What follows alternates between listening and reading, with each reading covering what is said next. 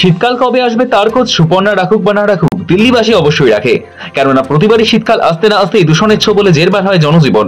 এবছর তার ব্যতিক্রম নয়। বর্ষা বিদায় নিতেই তাপমাত্রার পারদ নামতে শুরু করেছে উত্তর ভারতে, আর তার সঙ্গেই বাতাস বেড়েছে দূষণের মাত্রাও। রবিবার সকালে রাজধানীর এয়ার কোয়ালিটি ইন্ডেক্স বা AQI ছুঁয়েছে 400। সোমবার দিওয়ালি, তার আগেই রাজধানীর বাতাসে 20। গত কয়েকদিন ধরেই রাজধানী দূষণের মাত্রা ক্রমান্বয়ে বেড়ে চলেছে। সকাল থেকে দেখা গিয়েছে রাজধানীর বিভিন্ন অঞ্চলে দৃশ্যমানতা কমেছে, কুয়াশার চাদরে ঢাকা রাস্তা। স্বাভাবিকভাবে এই পরিস্থিতিতে বিশেষজ্ঞরা উদ্বেগ প্রকাশ করেছেন দূষণের এই ছবি দেখে। সবচেয়ে ভয়ানক অবস্থা অক্ষরধামের, যেখানে বাতাসের গুণগত মান বা AQI পৌঁছেছে 426-এ, অর্থাৎ ভয়ানক মাত্রার। অন্যদিকে CPCBর তথ্য অনুসারে আনন্দবিহারে তা 418, পাশাপাশি বারাপুলায় তা 290।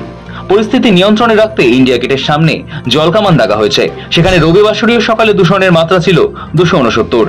শনিবার দিল্লির গড় IQ ছিল 268। CPCB তথ্য অনুসারে আনন্দবিহারে দূষণের মাত্রা ছিল 384, ওয়াজিরপুরে 359, জাহাঙ্গীরপুরে 360, সিরিফোর্ট 303। তথ্য থেকে আরো জানা গিয়েছে 14 অক্টোবর থেকে ক্রমশ বাড়ছে দূষণের মাত্রা। সোমবার তা আরো বাড়বে বলেই আশঙ্কা। এদিকে ধোঁয়াশার জেরে দিল্লি সহ গোটা উত্তর ভারতে শীতেও বারবার ব্যাহত হয়েছিল বিমান ও রেল পরিষেবা। বহু বিমানের সময়সূচিতে পরিবর্তন করতে হয়, প্রভাব পড়েছিল রেল পরিষেবাতেও। এবার পরিস্থিতি তেমনই হতে পারে বলে আশঙ্কা উড়িয়ে দেওয়া হচ্ছে না। গতবার দিল্লির বাতাসের গুণগত মান ভয়ানক পর্যায়ে পৌঁছে গিয়েছিল। এরপর GRP-3 অর্থাৎ গ্রেডেড রেসপন্স অ্যাকশন প্ল্যান 3 লাগু করে প্রশাসন। এর ফলে অনলাইনে স্কুল, রাজধানীর সড়কে BS-3 এর নিচে থাকা পেট্রোল গাড়ি, BS-4 এর নিচে থাকা ডিজেল গাড়ি এবং পণ্যবাহী মাঝারি আকারের যান চলাচলে নিয়ন্ত্রণ, নির্মাণ কাজ কিংবা ভাঙার কাজ বন্ধ করে দিতে হয়।